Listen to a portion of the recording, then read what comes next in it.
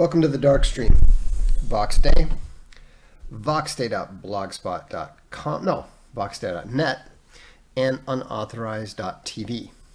Thanks for tuning in.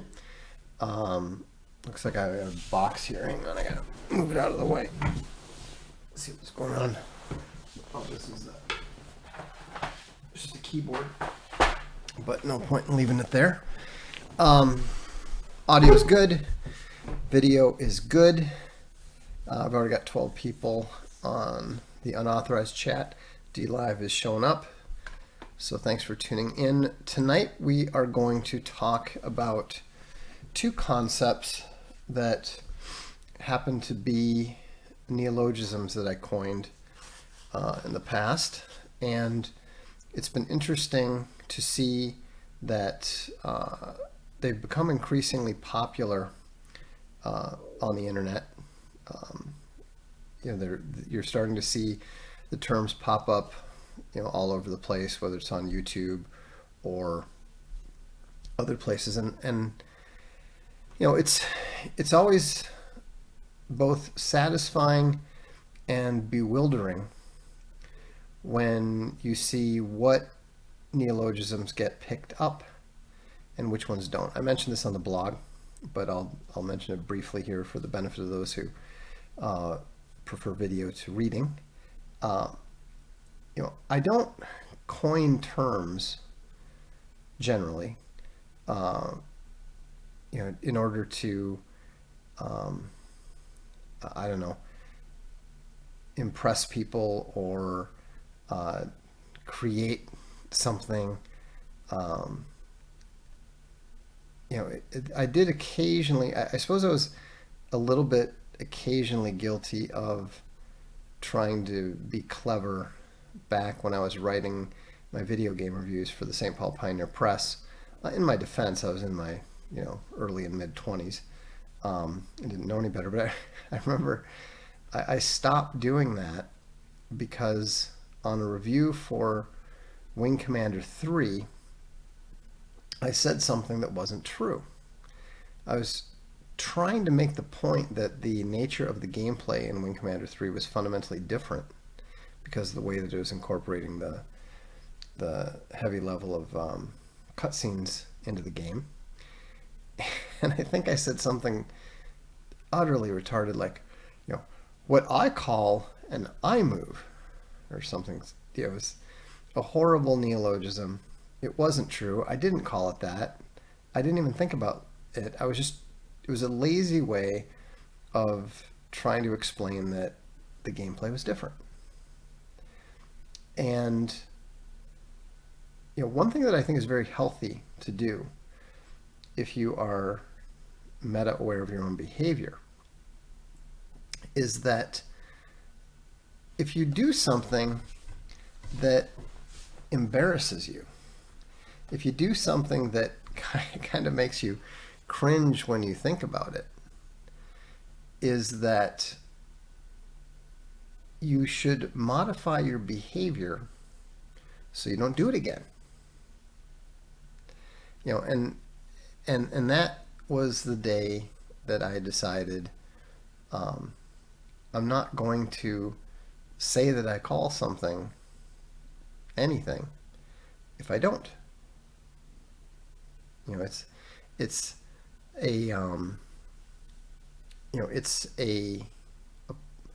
a lazy journalistic trick. You see it frequently in usually in the newspapers back in the day that the newspapers were more widely read. But there's people who like to play games with words. Umberto Eco being the great example of this.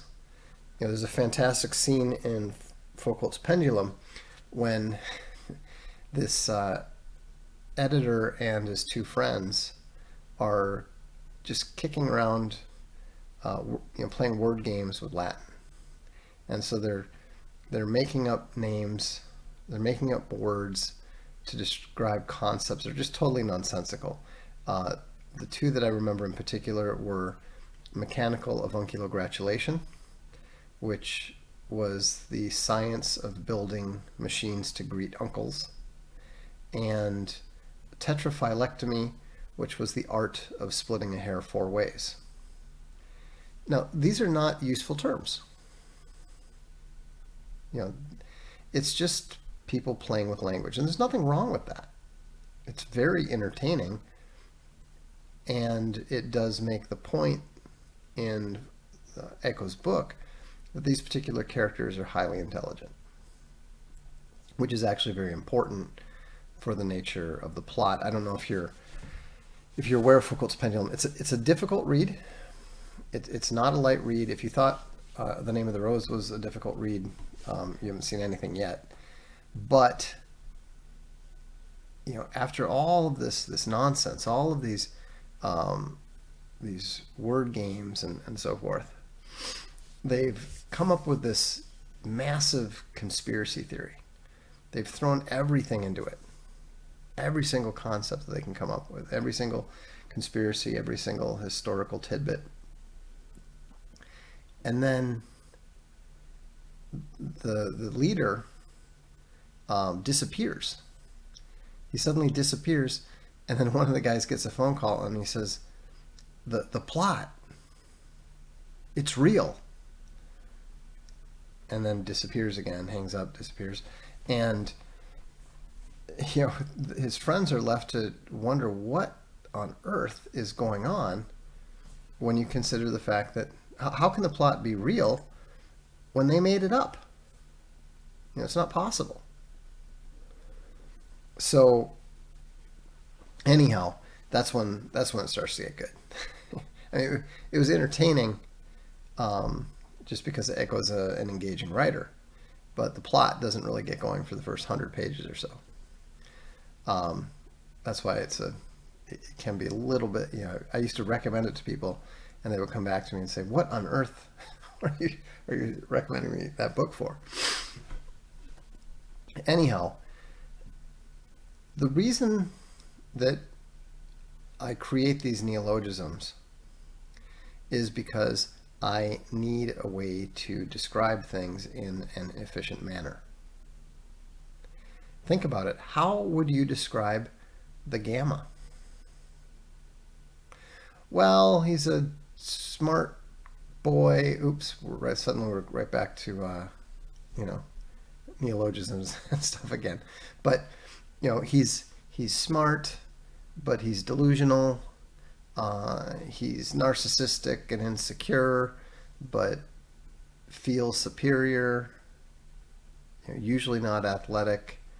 I mean, it's so inefficient, and also we name things for a reason, and there are a lot of things in this world which still don't have names. I was having a conversation with my son one night, and he's like, he said, how come you're always making up these names for things? And I said, well, here's an example. And we started discussing the difference between rhetoric and rhetoric dialectic. And I don't have any new terms for those things.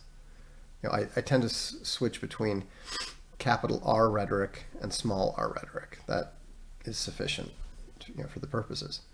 But dialectic has become a confusing term because Marx and Hegel both stole the term from Aristotle for no reason and used it. They essentially redefined it, and so now people, when you use the term dialectic correctly, they'll tell you that you're wrong. So that's why you'll often see me specifying Aristotelian dialectic, not Hegelian, not Marxist. And that's why I also think that it's good to utilize new terms when they describe something that is fundamentally different from the original concept, or the concept that it tends to be confused with. And that's why I think it's important to distinguish between the terms midwit and gamma. You know, is there a lot of overlap? Certainly. You know, do we see a lot of midwits exhibiting gamma behavior? Sure. But it's not the same thing. You know, it's orthogonal. You can be, you know, there's probably also a similar correlation between height and, or I should say, lack of height and gamma status. Just as gammas tend to be a bit more intelligent than the norm, they also tend to be a bit shorter than the norm. But nobody confuses the concept short with gamma, but a lot of people seem to have a little trouble distinguishing between midwit and gamma. Yeah, I don't like the idea that the concept of a word being made up. You know, Sicilian Switchblade points out, somebody at some point had to make up every word that exists. That's exactly right. And, you know, I would guess that a lot of words are made up by people whose perspective tends to be a little bit different, a little bit odd, a little bit outside the norm, because those are the kind of people who think about these things. You know, I mean, there is a personality type, and frankly, I tend to suspect it tends to correlate pretty heavily with both gamma and midwit. You know, there is a sort of person who is like the little kid at the wedding. You know, somebody gets up, they tell a joke, everybody laughs. I use this example a lot because it was just, it was, I was fairly young at the time. I think I was like maybe, I don't know, somewhere between 9 and 11. And I was at a wedding, and it confused me so much that this guy got up, told a joke, and then this kid, who was a little bit older than would have made it okay, got up and literally went to the microphone and said exactly the same thing that the man had just said. Yeah, because he wanted to get the social affirmation of the laughter. And of course, nobody laughed. They're all like, what's wrong with this kid? What, did he not hear that somebody just said that? Maybe we need a term for that behavior anyhow. But it was really strange. And yet people do this all the time. All the time. I mean, for like here, Q 1882 says, tries to define a new term, retorrect, slang, to be demolished by rhetoric. Yeah, no. I mean, that's the kind of thing I'm talking about. That's the kind of thing I'm going to consciously define a term that for which there's no need, and I'm not sure why. Actually, maybe you can tell me, Q 1882, what is the motivation for defining a term like retorrect? I'm just curious as to what drives, what was the, and don't be embarrassed, this is, I mean, you're being very helpful here.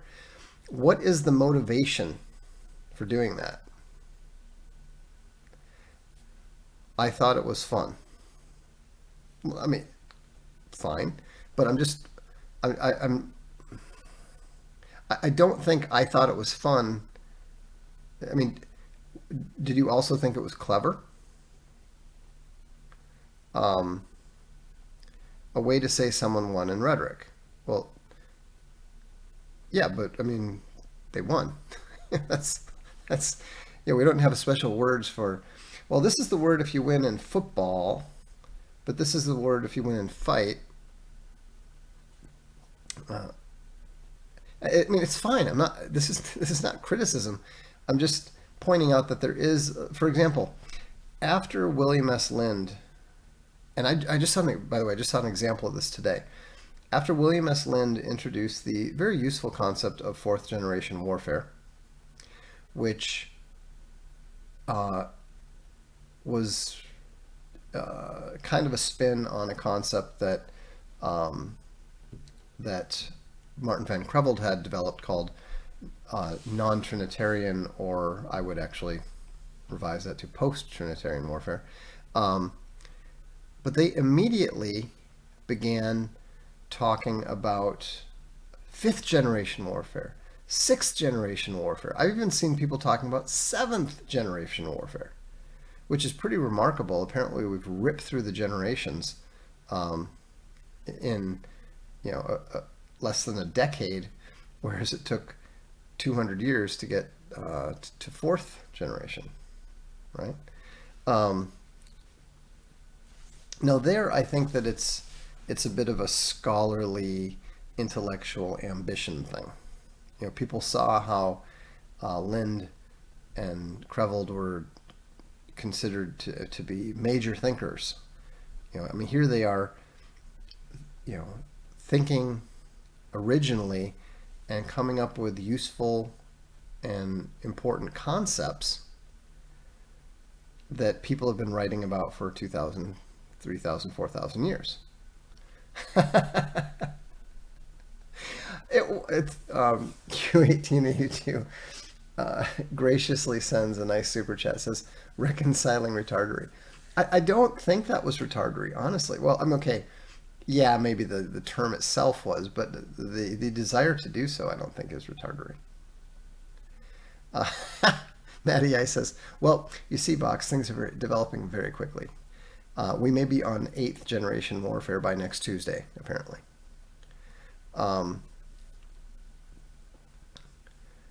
James says, watching from the UK, love your insight, Vox. Thank you, brother. Thank you, James. That's very kind.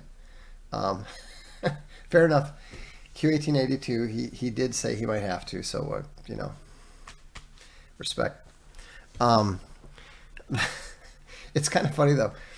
I don't know what Q1882 means, but it always makes me think of the Murakami novel. So I do like the handle. But anyhow, the key thing, there's two aspects to a neologism that justifies its existence. Actually, no, I'm going to add one. There's three. We sound like Monty Python skit here. There are three aspects of a neologism that justifies its existence. Number one, does it describe something real? The best neologisms are essentially taxonomical in nature. They describe something real. I like to use the okapi as an example. It's an animal that has existed for thousands, tens of thousands of years. But Europeans didn't know it existed and didn't believe it existed. Now, it had been discovered. It had not only been discovered, it had been named by the Africans in the Congo. Now, of course, I think the name translated to something like zebra with a long neck or stumpy neck giraffe with stripes, as those kind of very literal names. But the Europeans finally discover it in the 19th century, and they name it the okapi. And now we have the ability to distinguish between the okapi, the zebra, the giraffe, and we know what they are, and we can better talk about them. We can better communicate in a reasonable manner. We can better analyze them. This is all good. This is all useful. So the first aspect is it has to be something real. So what's the difference between midwit and gamma? Midwit is a range of intelligence. I just, as a useful approximation, I define it as being between 105 and 120 IQ. It doesn't matter. It's pretty arbitrary. Maybe 107 to 117 would actually be more useful. Again, doesn't actually matter. Gamma, on the other hand, is a male pattern behavior. A woman can be a midwit. A gamma can't. A woman can be a midwit. A woman can't be a gamma. So, Inquisitor Bear says, in this new era, an animal either is or is not an okapi. Precisely. So, is there a relationship between gamma and narcissist? No, I don't think so. If you look at the different, patterns of behavior, okay, they're clearly alpha narcissists. They're are not as clearly Bravo narcissists. In fact, I think it might be very difficult to be a narcissist and a Bravo. I don't think deltas are narcissistic, but they do have some narcissistic tendencies in certain specific areas. The delta tends to primarily concern himself with how his behavior and choices are perceived.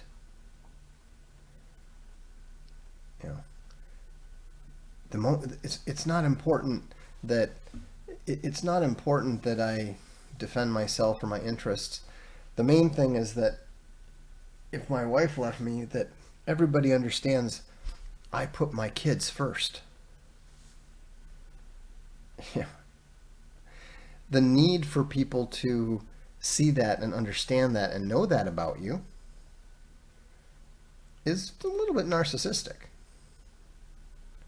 Why do you care that people know that? If your only real concern is about your kids, why are you, why do you need to make such a big deal about it, right?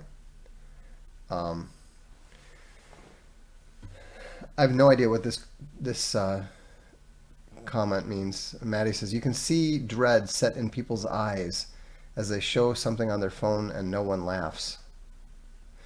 I've actually been told by a recovered gamma. He's definitely a delta now, but he was a gamma for many years, according to him, and his father was a gamma, and he said that he was pretty convinced that a leading indicator of gamma, someone being a gamma, is the tendency to stick your phone in someone's face.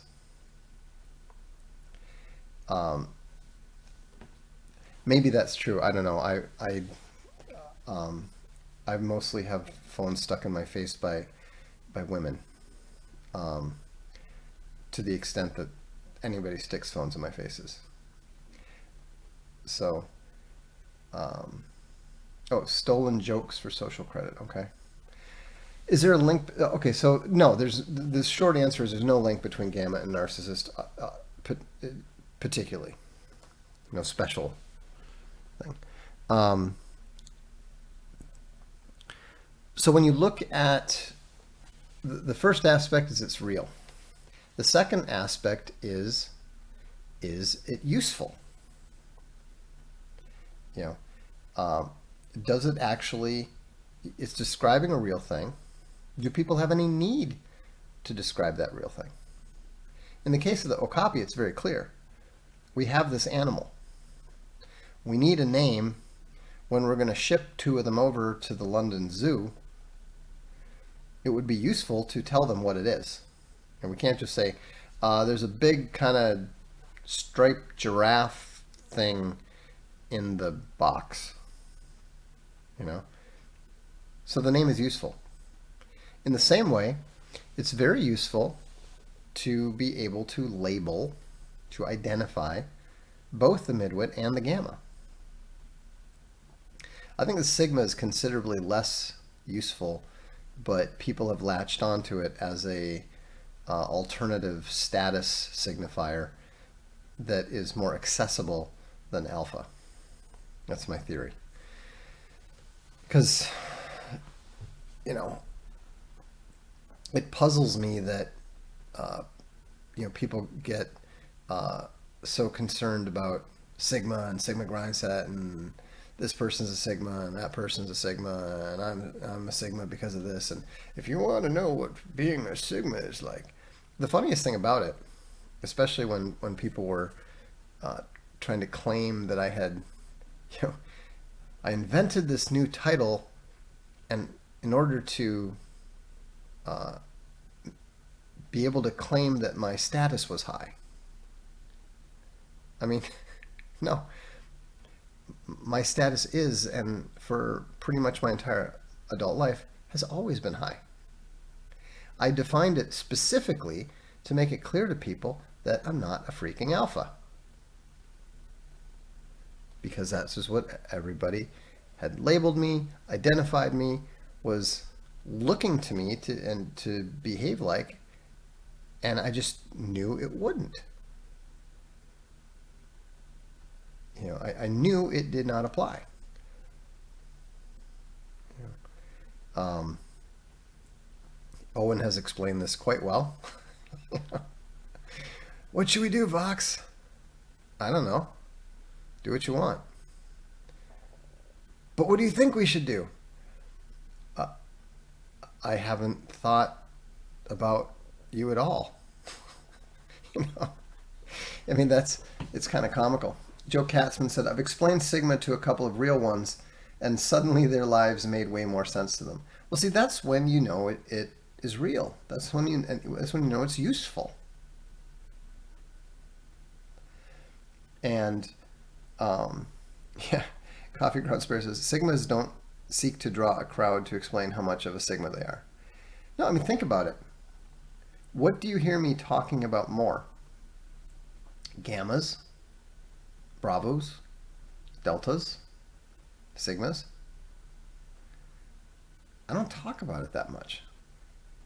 You know why? Because it's not interesting to me. I know all about it. Everyone loves a mystery, and sigmas were always the people who didn't fit preconceptions. Well, yeah, that's the pattern of the behavior, is that there is not that much of a pattern. Sam has it right. My sigma boss, I literally don't care what you do so long as this is done. It's kind of funny because that's almost word for word what I used to tell the guys working for Fenris Wolf. Because we didn't have offices. We were totally virtual from day one. And I remember telling them at the company meetings, look, I don't want you to do anything that doesn't get the job done. And I don't care how you do it as long as it gets done, and it gets done well. I said, so if the best way for you to get your job done is to go home and work while you're standing on your head, go home and stand on your head.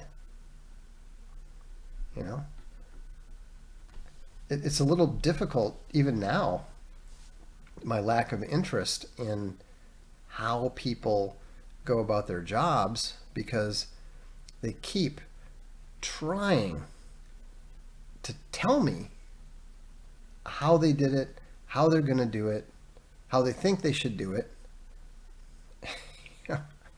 And I don't care. I want it done, and I want it done well. And I don't want to have to tell you how to do it. And I don't want to listen to a litany of your thought processes involved. It's of no utility to me. If I need to know something, if I want to know something, I'll ask you. Now, this is not necessarily good.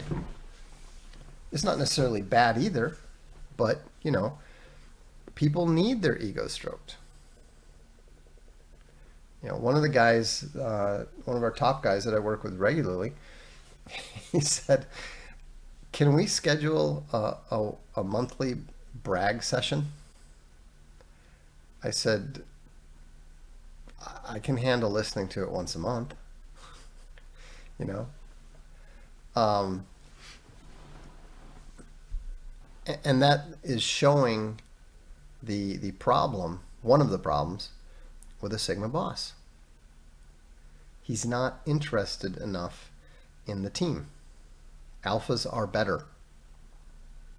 If you have a team and you're leading a team, it is much better to be an alpha. It doesn't mean that Sigmas can't be incredibly effective. Arthur Wellington was the man who defeated Napoleon's armies and then finally Napoleon himself at Waterloo, is probably the quintessential Sigma.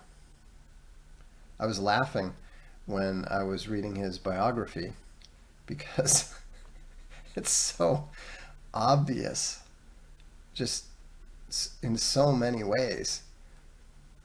And the thing that was a little bit surprising, if you don't understand SSH, if you're not familiar with it, you don't know about it, it's hard to balance the two statements, which were none of his troops loved him. Mostly they didn't even like him very much. But the same officer who was saying that the troops did not love him and his officers didn't like him, they said just the sight of his long, pointy nose on the day of battle was worth 10,000 men. How do you balance that without understanding? I mean, that alone, those two things right there, should be enough to tell you, oh, that's a Sigma leader. They didn't like him, but they knew they needed him, and they had 100% confidence in him. Right? Matty I says, my alpha dad is like a counselor, financial advisor, and prayer leader for so many employees. Yeah, alphas are great.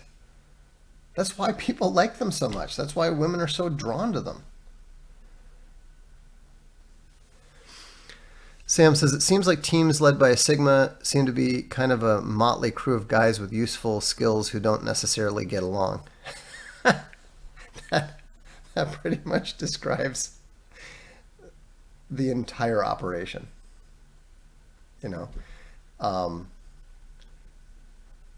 Other than the fact that there's an amount of respect across the board, the almost complete lack of interest in what everybody else is doing is, virtually comical. We could definitely use some more deltas. We could definitely use an alpha at some point in time. Ladumba says, also look at Putin and Xi, both Sigmas, quite obviously, by the way. So they can lead, but the difference between them and how Trump leads is huge. Yeah, definitely. One of the problems that both Putin and Xi have is they have no successor. Who can succeed Xi? Who can succeed Putin? Maybe someone will come up, but they're very unlikely to be anywhere nearly as skilled or adept at addressing the responsibilities as either of those two leaders. No, people keep trying to get it. 3.7 says sigma alpha relation to introversion extroversion. It's just a tendency towards correlation. You can have extroverted sigmas, you can have introverted alphas. It's not, I mean, the patterns of behavior are not, they don't map directly to, the whole, what is it, um, you know, the ICED or whatever, the acronym based personality profile, or just the simple binary introversion extroversion. Why do you think the sigma rank is being subverted? Because everybody wants to claim it.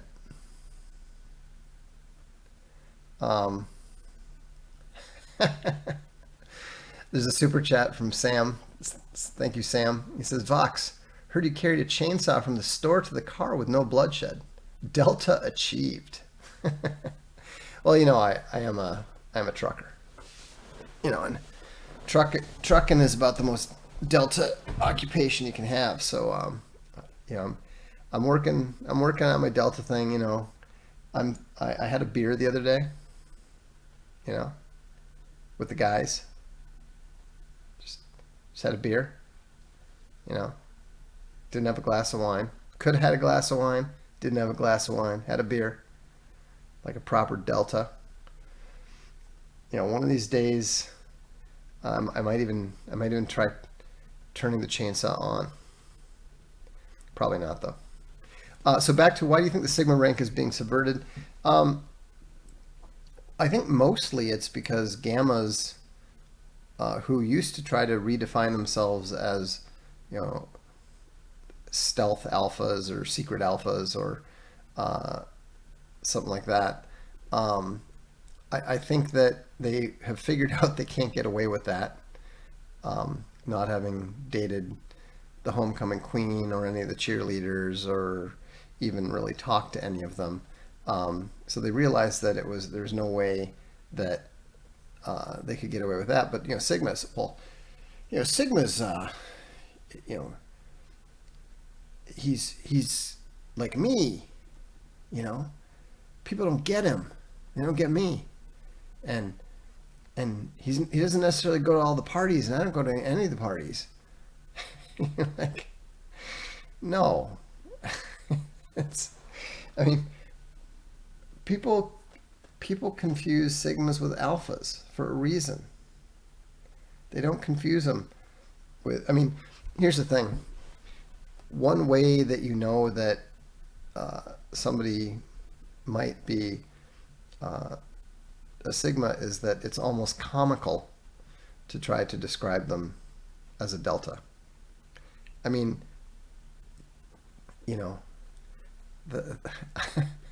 It's comical not just to my wife, but pretty much to my entire family whenever I have to do anything that is reasonably delta related.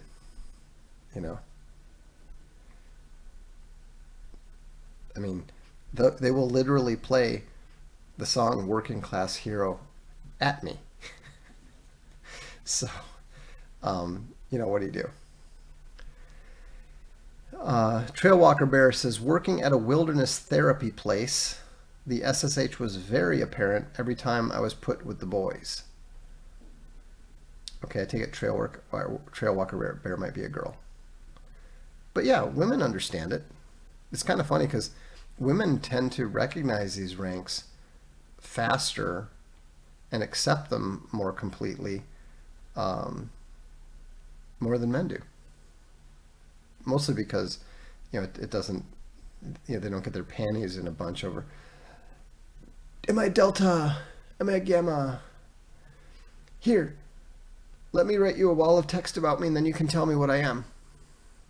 You're like, okay, dude, that's a 3-page wall of text. I'm not gonna read it, but based on the word count alone, I'm gonna guess that you're a gamma.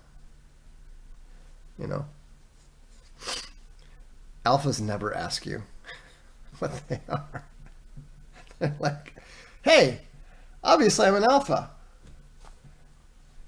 You know, does Vox think he's a bigger alpha than me? He's not a bigger alpha than me. We're cool then. Swedish Trash Panda disagrees. He says feminists hate these categories being talked about. Do they really? I mean, I knew they hated the whole pickup artist stuff, which makes sense to me. Why would they care about men understanding what the patterns of behavior are? Frake says, you sometimes like Ian M. Banks, I think. Yeah, that's true. I think he's a very talented writer. I think he's a very creative and original writer. I think he also wrote the worst book I've ever read. I think he has he has a dark and filthy side to his soul that I find repulsive, but he seldom he seldom gives it free rein. What books are good to start if you haven't read him?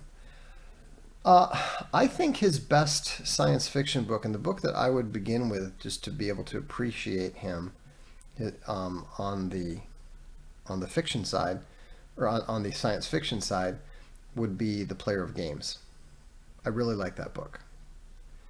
I don't actually like how it went in parts, but I really like the idea of it. I thought there were really compelling elements of it. It's a kind of book that I would like to write a book on a related topic someday. On the literary side, which is to basically say the non-genre side, because he's not a particularly literary writer, I think The Business would be a good one. It's very astute. It's very in harmony with what I know of the business, corporate, techno investment world. So give it a try. I don't think you'd be disappointed in either. What do you think of Bobby Kennedy leaving the Dems and running as independent? I think that it could be used as a narrative to explain why Joe Biden wins the next election despite his obvious unpopularity. But I think if the votes are counted reasonably fairly, that Bobby Kennedy actually hurts the Democrats. But but if we're looking at what happened in 2020 and assuming that there's going to be similar chicanery around the election, I think that might be the narrative to explain why Trump didn't win, because Bobby Kennedy took so many votes from him. I think it's nonsense. Jay Bila says, what is Marshal Zhukov? When he told Stalin to abandon Kiev, he said no, and then he told him, if you don't listen to me, then send someone else. I mean, it's hard to say. I've read his autobiography, and I've read about him. I mean, generally speaking, he's almost certainly an alpha, right? Remember, everything's relative, yes, but there's a core natural behavior pattern that adult men have. Like for example, on my football team, I'm a delta. I'm not always like successfully, fully delta, but that's my role. That's what I am. That's the role I play. That's how I try to behave. Because I understand how SSH works, I believe I'm able to do so fairly successfully. But, I mean, this is a guy who is, commanding hundreds of thousands of men. A man who's massively respected. So anyhow, and apparently in his youth, a bit of a lad, a bit of a player. I mean, remember this is a guy who was a cavalry officer, so the whole strut and swagger thing. So I'm pretty sure that Zhukov was an alpha. Trash Panda says they hate the idea of there being categories that women aren't a part of. Yeah, that's true. You always know that a woman's got a little bit of feminist in her when the first thing she says when she hears about the SSH is, well, what are the female ranks? Like, there aren't any. Deal. You know? They also think the whole notion of an alpha is disproved. Oh, yeah, well, that's just the usual feminist nonsense.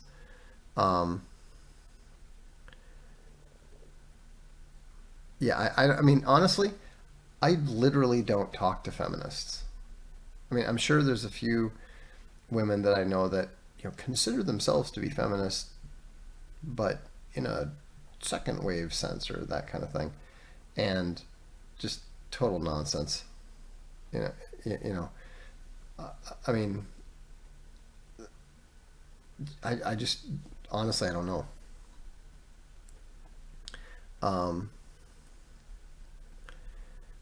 Let's see here. Anthony says, I did an A-B comparison with the SSH with two women. The feminist freaked out. The non-feminist used it to get an amazing job. There you go. So, anyhow, we haven't gotten to the third point yet, and now I have to remember what the third point was. So the first point was it has to describe something real. The second point, it has to have utility. Oh, and then of course, the third point is it needs to be accepted for some reason. There has to be a reason for people to want to use it. Now, one reason could be, but is insufficient. That's why it sounds a bit like a tautology, but it's not. Because there are other terms that are massively useful, arguably more useful than the terms that have become adopted and widespread to some extent, and they're just not picked up. They're not used. I have no idea why people continue to just say science. I mean, like science, but not like professional to professional. I mean the method. And, like the term Scientology it's easy. It's not very long. It's not hard to remember.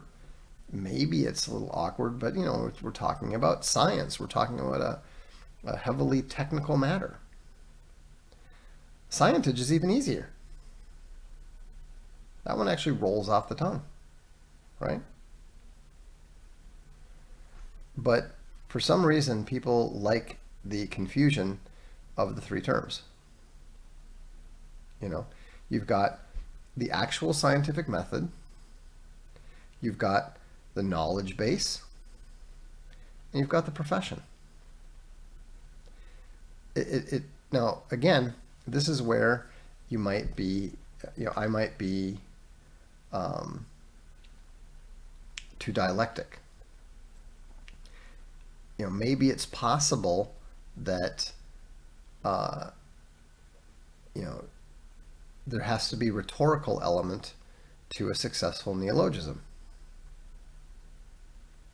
Could be.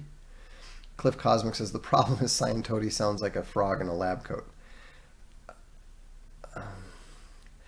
I don't even know where to go with that.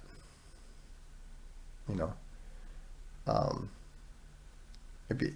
Anyhow, it's. I don't think you're wrong. I mean, that, for all I know, that may be the primary reason that it will never become any sort of accepted term. But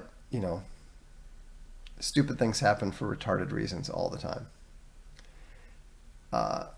Joe says it's not too dialectic. Needs to be more mnemonic so people remember which is which.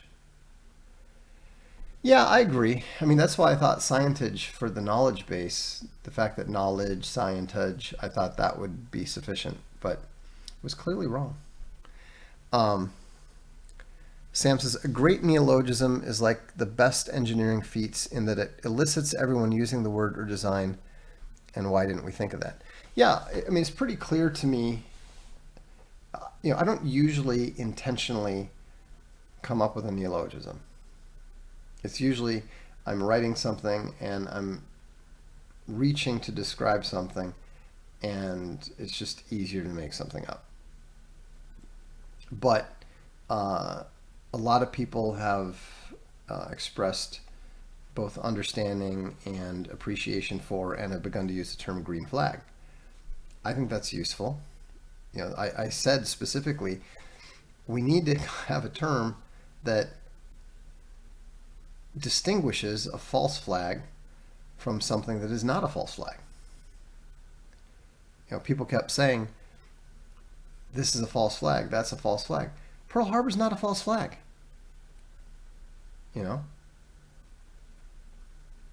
Pearl Harbor got attacked by the Japanese.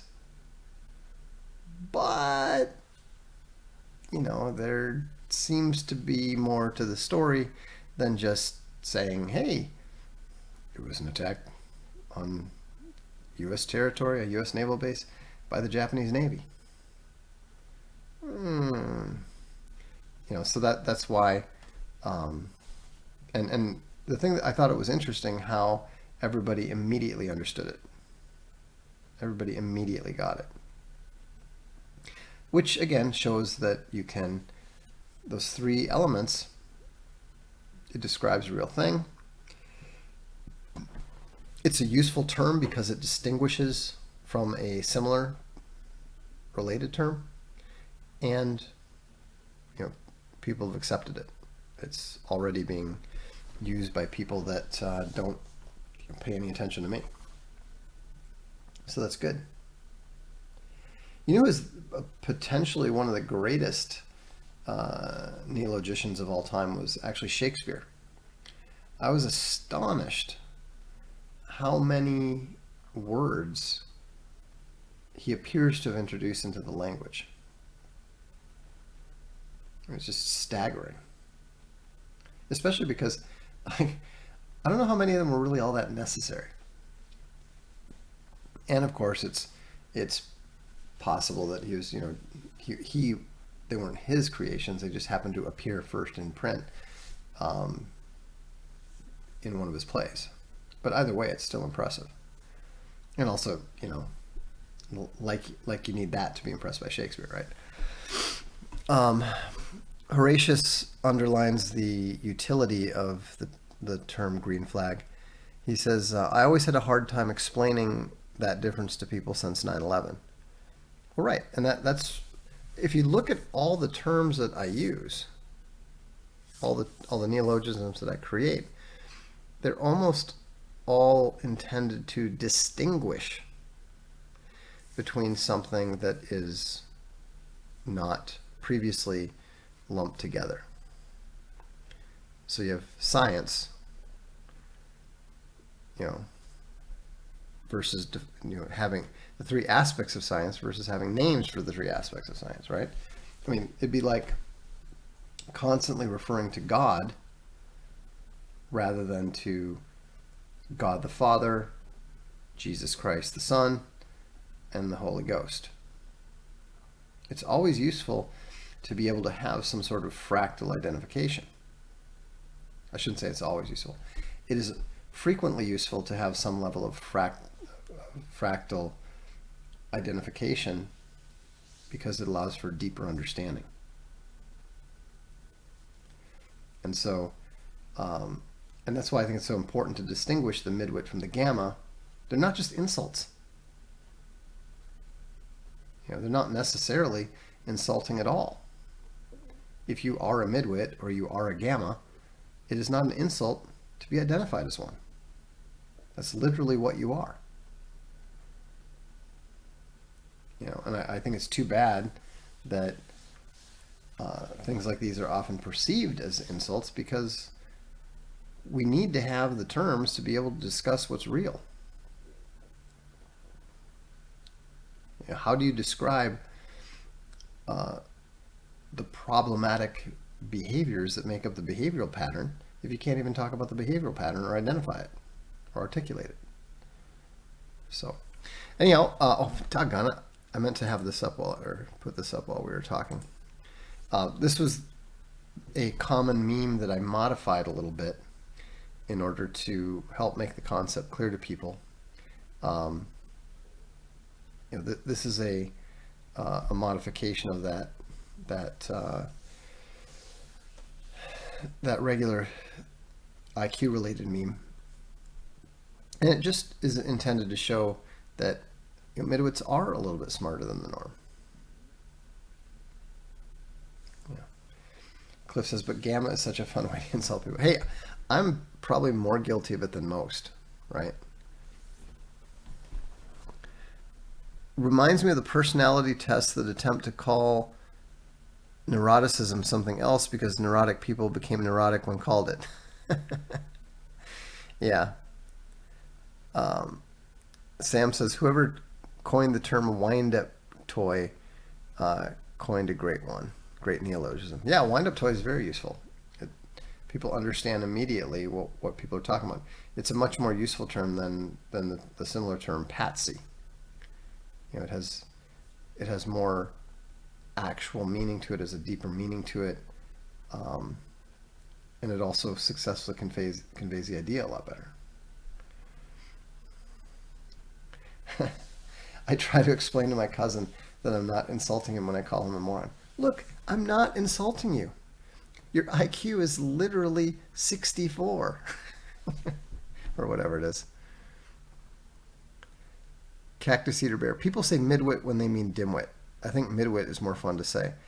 Well, I just think that dimwit's been around for a long time. I actually coined midwit in part to distinguish it from dimwit. You know? Mowgli says, for the history sub, it was March, May for book 1 of Landmark, June through August for book 2. Yes, the third book was announced. It is the other it's the second volume of the Cambridge Medieval History. The two medieval histories are going to ship together. And I can even show you what the title page of the new book 3 looks like. So this is, I should put it here. This is book 2, the title page. And this is, I believe this one, yeah, this is book 1. So history subscribers, we're hoping to get both of these out before Christmas. The Cambridge Medieval History Volume 1, the later Roman Empire to the 12th century, and the Cambridge Medieval History Volume 2, the 12th century to the Renaissance. And if you're into architecture, it might please you to know that the architectural styles being demonstrated are related to the periods involved. Gorgeous, they are gorgeous. I can't wait. I cannot wait to get my hands on those. So, and for those of you who haven't, we haven't put it up for. We'll put it up for sale. We need to get Law Dog and Promethean made available in the store for those who are not subscribers. We've got about, I don't know, 30 or so of each left, and they turned out great. And both of them, Promethean and Law Dog, are just standalone, great standalone books. Super chat for Matty Ice. Thank you for the stream. Please absolve me of retardation. Well, te absolvo. Go forth and retard no more. Would you do a stream on the differences between 4th Gen war and unrestricted war? Certainly. I think that it's not impossible that we might find that unrestricted war which we'll eventually come up with a better name for, is arguably more important than fourth generation war. We'll see. So, all right. One last question. Conciser Bear. In terms of flags, what was the Gulf of Tonkin incident? Well, let's see. That would technically be a false flag, I think, because if I recall correctly, the ship hit its own mine. Like the ship hit an American mine. Is that what happened? Anyhow, I'll have to look it up. My understanding was that the American ship hit an American mine. It was blamed on the Vietnamese, claimed they were mining the harbor. In that case, it would be a false flag. So, well, thanks very much. We will see you at the next Darkstream. I'm Vox Day, and you have been watching Unauthorized TV.